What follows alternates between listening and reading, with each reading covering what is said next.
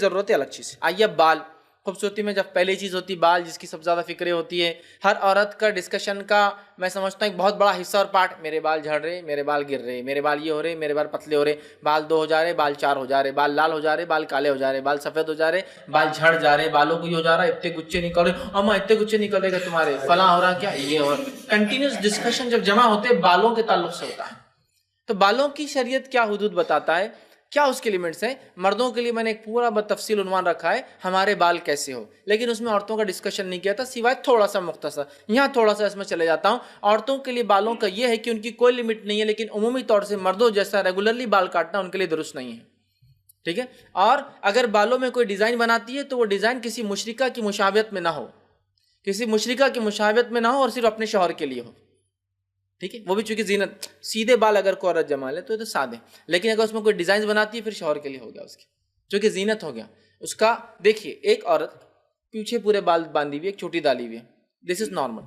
لیکن اگر اسی عورت نے جو آپ کی بیوی ہے سمجھ لیجیے، اب تھوڑے سے بال کم کر لیے جو یہاں آتے ہیں، تو آپ کو خود اٹریکٹیو لگتی ہے کئی دن تک، اس لیے کہ چینج آ گیا اس کے اندر. تو ظاہر سی بات ہے یہ چینج دوسرے نہیں دیکھ سکتے. اب اٹریکشن پیدا ہو رہا ہے نا، کشش. شریعت نہیں چاہتی کہ کوئی عورت کی طرف کوئی مرد جو اس کا شوہر نہیں وہ اٹریکٹ ہو.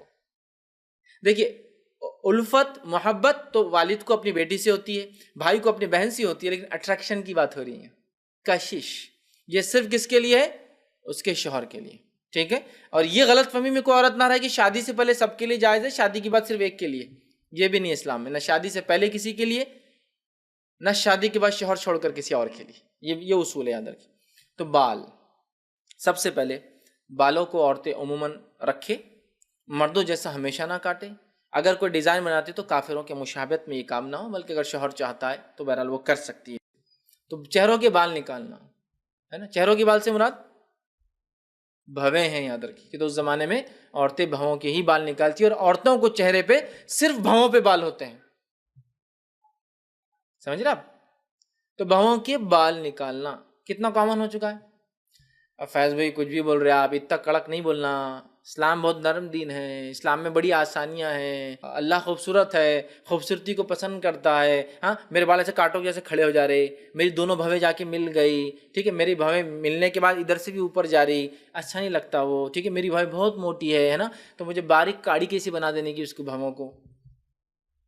کسی کی موٹے بھویں ہیں، کسی کی موٹی پتلی ہے، کسی کی بھویں باریک ہے. اور آپ کو پتہ ہے فطری طور سے بھی عورتوں کی بھویں اللہ نے مردوں کے مقابلے میں بہت باریک بنائی. مردوں کی بھویں دیکھیے آپ کتنی چوڑی ہوتی نا، عورتوں کی نہیں ہوتی. آپ اپنی والدہ کی دیکھیے، بہن کی دیکھیے، بیٹی کی دیکھیے، پتلی ہوتی ہے. اللہ تعالیٰ خود جانتا کہ اس کو کیا چیز کی ضرورت ہے. آپ مان لو مردوں کے مقابلے میں عورتیں 1% بھی نہیں ٹخلی ہوتی ہیں، بال جاتے ہیں. مردوں کے بال جاتے ہیں، عورتوں کے نہیں جاتے بال. آپ نے کبھی کوئی عورت کو دیکھا، کوئی عورت ہے اور اس کے بال چلے گئے 20 سال کی عمر میں؟ نہیں ملیں گا آپ کو، سوائے بیماری کے. اللہ کو پتہ ہے اس کی ضرورت ہے. آپ نے کبھی عورتوں کو دیکھا پورے جسم میں بال بھرے، ویسے کوئی قصہ سنا بال بھرے رہے. لیکن مردوں کو آپ دیکھیں کتنے ریچ کیسے ہو جاتے ہیں. کچھ مرد تو اتنے بال کہ اگر بنین میں گھر سے باہر نکل تو بولتے رہے ہم ڈر گئے تھے آپ نے کیا پہن کے آ گئے. ماشاء اللہ جسم پر بال ہوتے ہیں، چونکہ مرد محنت کرتا ہے، مشقت، اور بالوں کے نیچے سوراخ ہوتے ہیں جسم میں، جو کیا کرتے ہیں باڈی ٹیمپریچر کو مینٹین کرنے کے لیے پسینے کو باہر ضائع کرتے ہیں. اور عورتوں کو ویسے مشقت کام نہیں کرنا ہے. اللہ نے فطری طور سے ان کو بال کم دیے، نہ ہاتھوں پر بال دکھیں گے نہ پیر.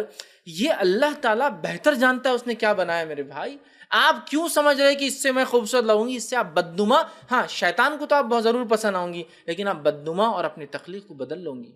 میری بہنوں سے، میری ماؤں سے گزارش ہے یہ شیطان کے بہکاوے میں نہ آئے، اور آپ جیسے ہیں سب سے خوبصورت ہے. یاد رکھیے سب سے خوبصورت ہے.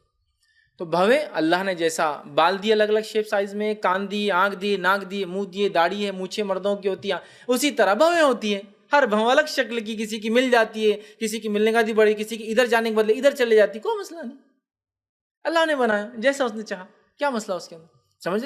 لیکن وہ اسپیسیفک خوبصورتی کا پیمانہ پتلی بھویں، تب چلو بھائی دکان پہ، ہاں پارلر پہ پتلی بھویں. بھو بنانے کا طریقہ بھی دیکھیے، کوئی پٹکے لگا کے اکھاڑ رہا ہے. دین کے لیے ایسی تکلیف برداشت نہیں کریں گے کہ بھائی دینی مشقت ہے، دینی اجتماع میں بیٹھنا ہے، بہت پسینہ آئیں گا، بہت تکلیف ہوں گی، یہ ہوں گا، وہاں نہیں. لیکن پارلروں میں جا کر وہ بال جب نکالتے نا جسم کے، بھووں کے، اس کی کچھ ٹیکنیکس پتہ ہے آپ کو. ایک ٹیکنیک ہوتی ہے وہ چپکا دیتا ہو، چپکا کے شک بول کے کھینچ ڈالتا، پورے بال اکھڑ کے نکل. ہاں تو وہاں منہ میں دستیاں وستیاں لے کے चिल्लाते बैठते हैं। एक मेथड होता है वैक्स, आप क्रीम लगा के निकालिए, लेकिन इससे बहुत जल्दी आ जाते हैं, लेकिन जो खींच के निकालते हैं ना साल साल भर नहीं आते, छिड़का खींचते। लेकिन दीन के लिए तकलीफ नहीं बर्दाश्त किए, बच्चों की बीमारियों में तकलीफ बर्दाश्त नहीं किए, इसी तरह अपने शौहर के लिए ऐसी मशक्क़त नहीं बर्दाश्त की, लेकिन खूबसूरती के लिए निकालो निकालो निकालो निकाल रहे थे, भवों के बाल निकाल रहे। मालूम कैसे निकालते?